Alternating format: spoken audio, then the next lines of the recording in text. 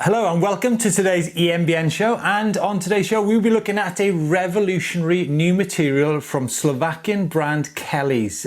Plus, we have been blown away by some of the images and videos that you guys have been sending in from all parts of the world.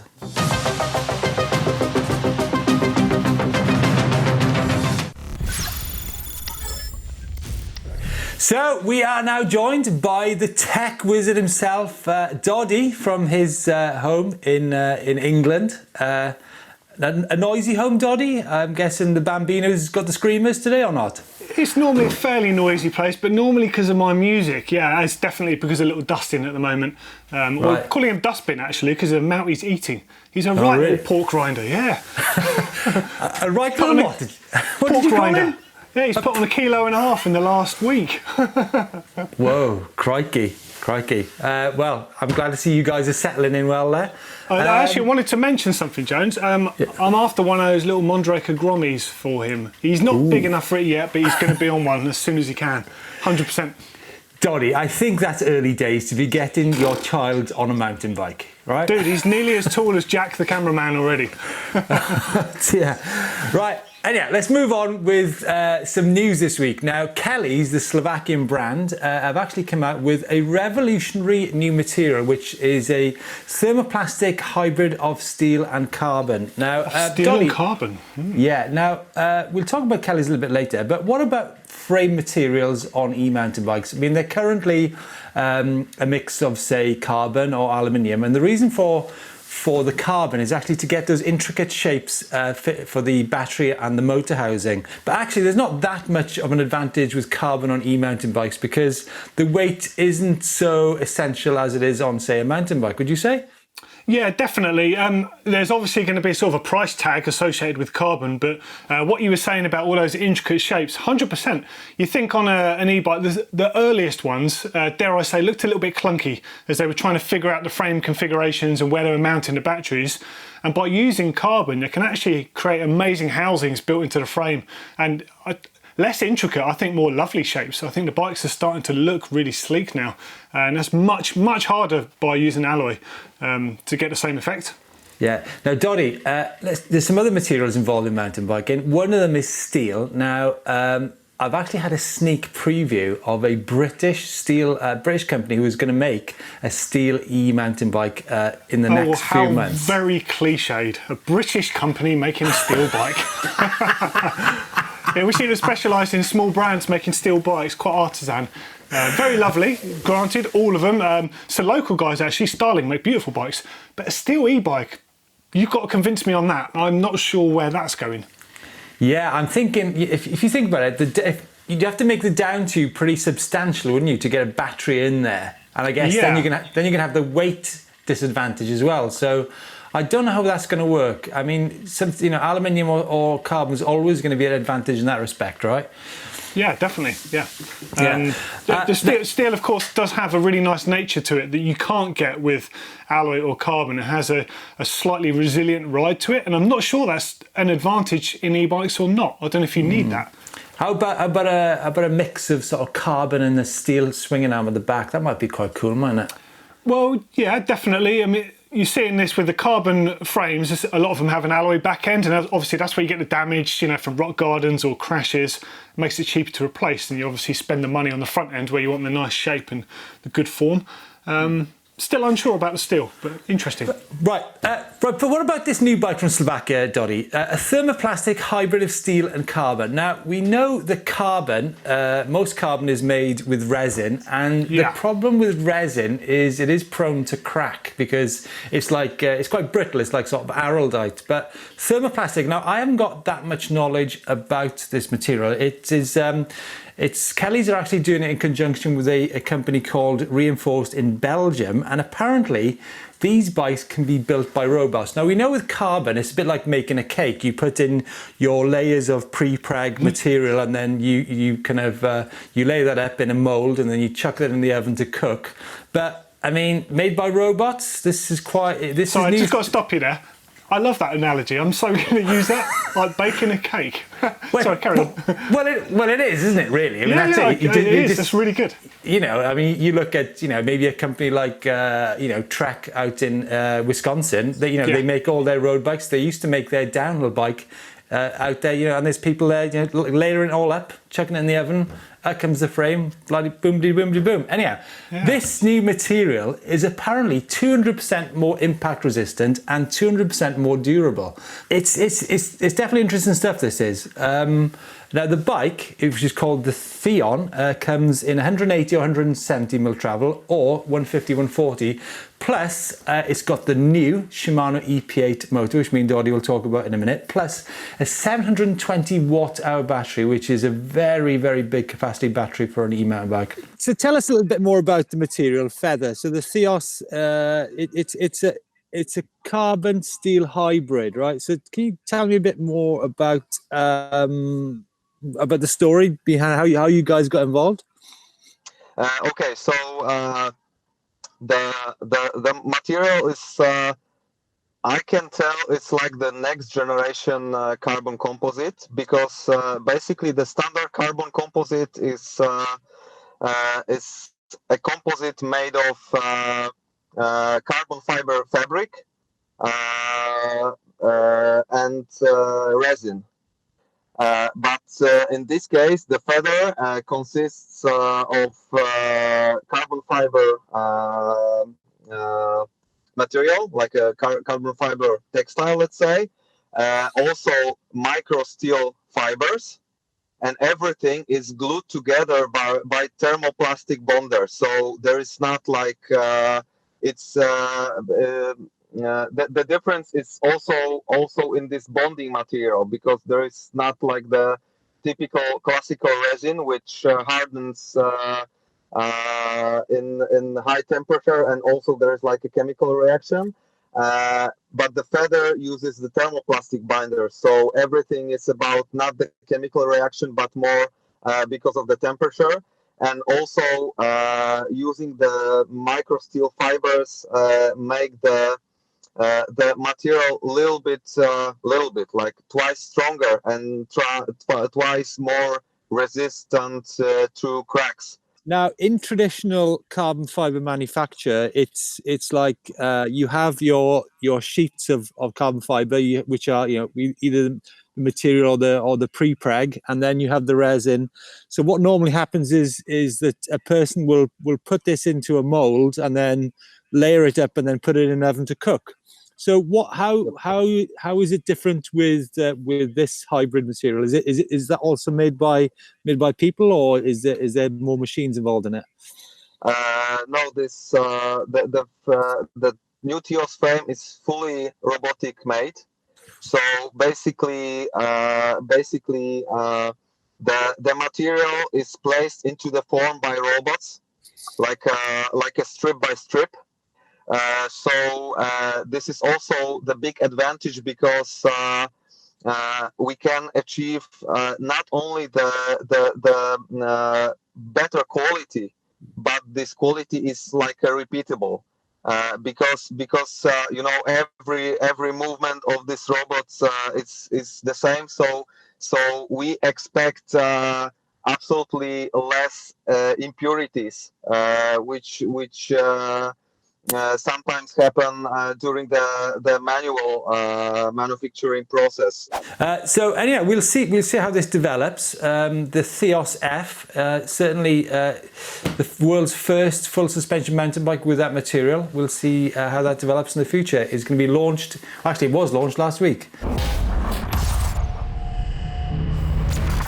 The news is the Shimano EP8. That is the biggest news this week, if not for the last few years, I think. So correct me if I'm wrong, we have been waiting for this from Shimano for a long time now, and it's finally here. So how does it differ? What's different about it, Jones? Well, there's several differences actually. It's 20% more powerful with 85 Newton meters compared to 70 Newton meters. It's actually got 36% less drag in the system. That's because of a revised That's really impressive. It is, and what that does is actually gives increased efficiency with the battery. Now, the battery is actually increased as well to 630 watt hours, which means a 20% increase in the range, and it's 10% sleeker, which means there's better ground clearance on the bikes, which the Shimano EP8 comes from. Now, when you ride it, now this is where you get the big difference. It is a punchy old motor at 85 Newton meters, and I think a lot of people will want to sort of tone it down a bit, and this is where the customization comes in. You can actually tune this motor from 20 Newton meters up to 85 Newton meters. You can have any presets. That's really cool. Yeah, I thought you'd like this. I really thought you'd like this. It's a bit like, it's a bit like cameras. You can have presets on cameras, but for sure, yeah. But what I'm thinking about is, people who've got the existing E8000 motor will be kind of a bit gutted that a new motor's come out. But that's a bit like phones or cameras. I remember when I was shooting photographs at World Cup downhill races, if you didn't have the latest camera, which had the increased shutter speed, if you went from 6 frames a second up to 10 frames a second, it makes a big difference, doesn't it? Yeah, but then also, like, a really good photographer can use a piece of crap camera. So technically, does a really good rider need all of this gear? Yeah, you're right. But do you know what's interesting, Doddy? This now comes 4 years later. The E8000 came in 2016. Yeah, it's pretty old, actually. I did see a piece you did recently on whether the model years of mountain bikes will cease to exist and bikes will come out at different parts during the year. Obviously, it seems to be a 4-yearly cycle with e-bike motors, but obviously you'll have an e-bike motor which will come out on those cycles, but mountain bikes will change from year to year anyway, so people shouldn't really worry too much about motors alone, right? Well, I mean, if e-bikes were sort of coming out at the same rate as the rest of the bike industry, it would be terrifying to try and keep up with that. I think the 4-yearly cycle thing is pretty acceptable, to be fair. Question for you, Jones, on that EP8. How noisy is it? It's 2 decibels less noisy. Is that the way to pronounce it? It's quieter. No, that sounds right. It is significantly quieter than the E8000 motor. I mean, so the E8000 wasn't exactly noisy, but I hadn't ridden one for a while, and when I made that decoy video with you, that was the first time I'd ridden a Shimano in a long time. I'd been on a Specialized previously, and I really noticed the whirring of that. So I was kind of hoping that people are going to start getting bikes to be quieter again. So that's good to hear. Yeah, Doddy, this one's more purr than whir. Okay, more purr than whir. And you'll know about that. How's the cats, by the way? How's the cats getting on? Yeah, they're kind of struggling, to be honest, because well, they're suckers. They love us, and now there's a baby in the house. They're just like, no, you. So, no, they're all good. Clarence actually spends a lot of time in here. If I'm working on the bike, he quite often sits just here. I see his little spot over there. A little apprentice, a little bit apprentice there. Here's a photo of him sat right there when I was clearing it up the other day. He would not move for anything. Yeah, he loves it. So cute, so cute. If you need a cat sitter, Doddy, just let us know. Now, EWS the first ever E-World Series just took place on the weekend, actually last Friday, out in Zermatt with the magnificent Matterhorn in the background. Quite a moment in time, Doddy, for e-mountain biking. Dude, it's finally here. I think this is what e-bikes are actually born to do. The technical uphill special stage, it's like insane, really. Like, what a backdrop, that place. It was obviously the weather was better when they did the shakedown stuff. It was like super good. And you've got to think it's going to be pretty hard, pretty gnarly up there. Managing your battery, getting around a course that's that rough and that gnarly. I think EWS? I think it's incredible. Yeah, it was quite funny to see Rick, the presenter, with Rory Cunningham taking on the, it's called the power stage, which was, technical uphill section. And Rick was there in his long trousers and his goggles on and clearly absolutely struggling with the terrain. It's quite funny to see that. Hey, the best thing about Rick is a normal dude. He does so well at presenting on there and trying to ride some of that stuff that those guys ride. You kind of forget how extreme the EWS courses are.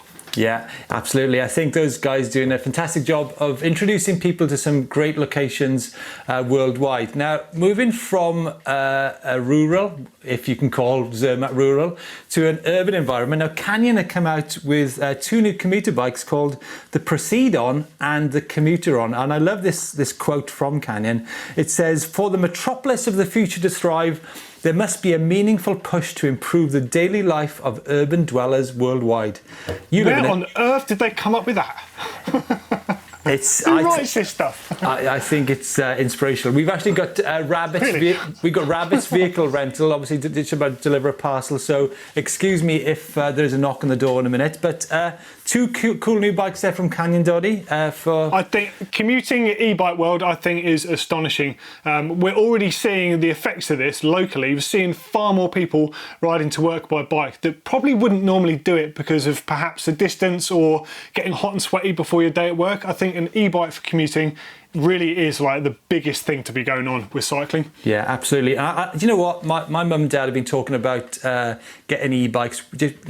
Having the step-through style is quite important, isn't it? To have that. Sure. It's not everyone can get their leg over the top tube of the bike. So, and my local landlady, she's hassling me to get some ideas on what e-bike she should get. Anyhow, I think she should get a Turn. Because that's what I really got my eye on. The sort of the cargo style bikes, you can use them with a carrier on there, you could put kid seats on them, you could sit an adult on the back. I think they're incredible what you can do with them. Yeah, and there's the door, which I said about. So it's going to get Jasmine to get the door. Just get the door. Sorry, folks. Cheers, Drive. Actually, one more apology I need to make is the big crew from Devon, which I met at the Forest of Dean last week. Sorry I missed you for lunch, but we had a bit of a technical issue up on the hill with the camera. So hopefully we'll catch up with you guys next time. This is a crew out in the e-bikes of Devon, 16 on their Levos and Canyons and high bikes. Fantastic to see. The woods. Hope they were social distancing.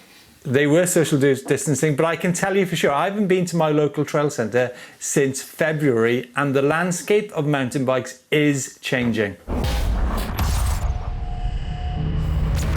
Right, where have you guys been? You've been out and about? I'm truly, truly blown away by some of the locations you folks have been to over the last month or so. They are truly inspirational shots. And we have Adventure Week coming up on the channel, so what better time as to get a bit of a taster of what is possible on an e-mountain bike. Doddy, take it away with some of the fantastic images we've got here. Mate, I'm really surprised by this because I don't do the show that often with you and some of these. So the first one is from Newcastle in Australia. It's Wallara National Park, and it's Mick on his 2021 Trek Rail 7.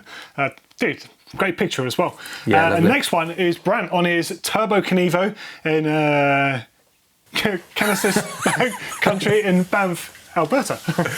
Nearly said that wrong. Probably did say it wrong. But so hey, cool picture. Banff is where Banff is inland from Whistler, right? Is that right?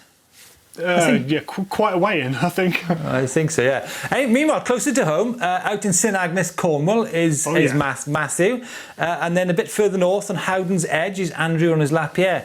But wow, look at this, Doddy. Ryan is in American Fork Canyon on his high bike, looking at Mount Timpanogos. Timpanogos. Sounds like you know it. I don't know it.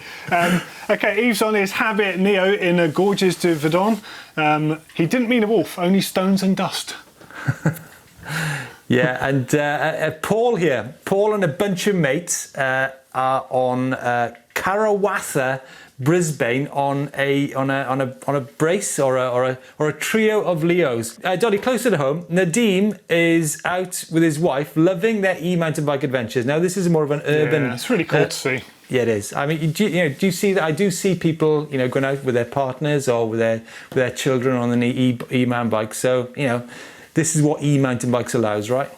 Yeah, for sure. Next up, though, all the way over to Russia. So Krasnaya Polyana, Gleb having a riot, apparently. Wow, that's pretty cool, isn't it? Doddy, that was beautifully put. How the hell did you pronounce that? Krasnaya Polyana. I'm not sure myself.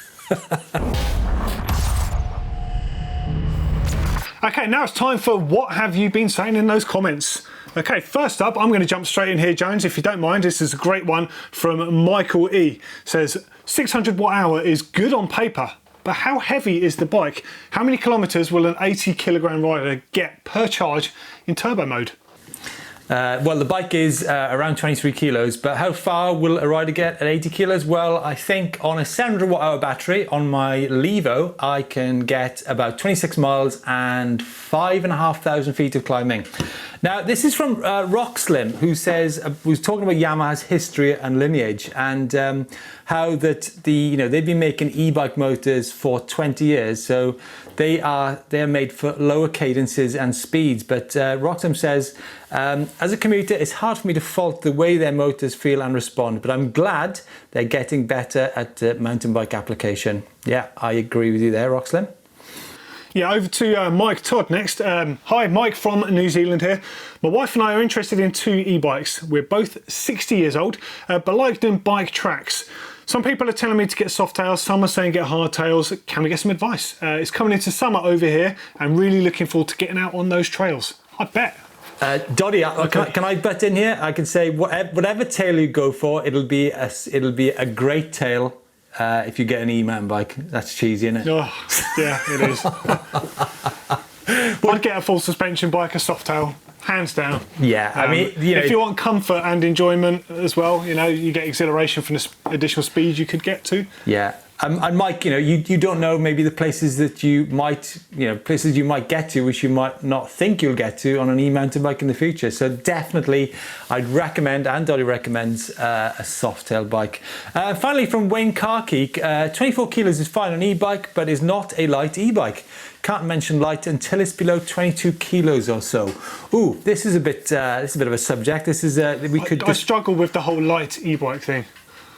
I think none of them are light, are they? Let's be truthful about it. Well, it depends. I mean, they're not light when you compare them to mountain bikes, which weigh in at, what are they these days, Doddy? I forget. I haven't ridden them for so long. 12 I know. kilos. Well, I rode a bike the other day, 13 kilos, and yeah, but pretty nice to ride. But relative to, say, a motorcycle, they are insanely light. So I know, but we're not talking. But e-bikes are not motorbikes, Jones. Exactly. I think the weight thing. It's you shouldn't compare them.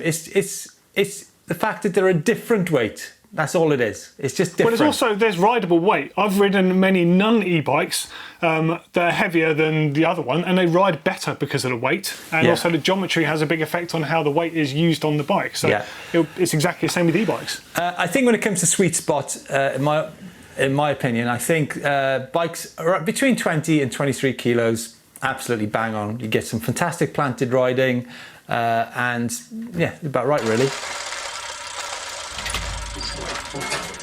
Right, it's Bike Vault time, and again, an incredible amount of images from you guys. Really sorry that we can't get them all on the show, but I'm sure if you keep sending them in, we will get your bike on the show sometime soon. I'm going to start off with Bill's Lever, which is super nice, out in Folsom Lake. A lovely shade of blue there, Bill. Yeah, right. Next up, we're going to put Eric's Canevo in Hafjell in Norway. That's nice. Yeah. Nice bike. Yeah, lovely location. Is where bike park, World Cup downhill has been held there previously. Yep. Now, meanwhile, Colin's Cube up in Larkhall is definitely super nice, and Stewart's KTM up in Dumfries and Galloway is also a super nice Doddy, I think. Oh, do you know what? Yeah, I'll take that, but I've just seen the next one. Sorry, I was going ahead of myself a bit here. So this is Dan's Giant, Southern California, Malibu Beach. That's a super nice. I shouldn't be saying it because of location. The bike's really nice, but all of it's a super nice. Oh, come on. Malibu Beach? Yeah. Isn't that where Hans Ray lives? Doesn't Hans Ray live in Malibu Beach? Not far from there. He lives, I can't think where he lives, but not far from there. Yeah. About 3 roads up from the beach, which apparently that's how you rate the coolness of your house. So he's extremely close to the beach. Now, meanwhile, across the ocean to Victoria, actually it's Mount Major, Victoria in Melbourne, Australia. Shane is on his Levo, that is nice. And also nice is Gord on his Bulls in Cumberland, Vancouver Island, British Columbia. Nice, yeah. Nice. Over to David now with his Commensal in the Black Mountains. Bit of taste of home here. Nice, mate. Yeah. And so what about Harry's S-Works in Austria? That is nice. Yeah. And loving Fabian's very tricked out GT Force amp. That is nice. And what about Mariana's Merida in Sydney, Australia? That's a super That's nice, pretty dude. That is a super nice. yeah. Guys, thanks so much for sending your photos into the Bike Vault, and also to where you've been out and about. Doddy, thanks for joining us for this week's show. It's great to see you. Yeah. Glad to see the cats and the Bambino doing good. Let's know your comments on the new Thermoplastic hybrid steel carbon composite bike from Kelly's out in, was that Slovakia? Was that Slovenia? It was Slovakia, wasn't it? Slovakia. Again, Doddy, thanks for joining us, and we'll see you guys next week. Thanks very much. See you later.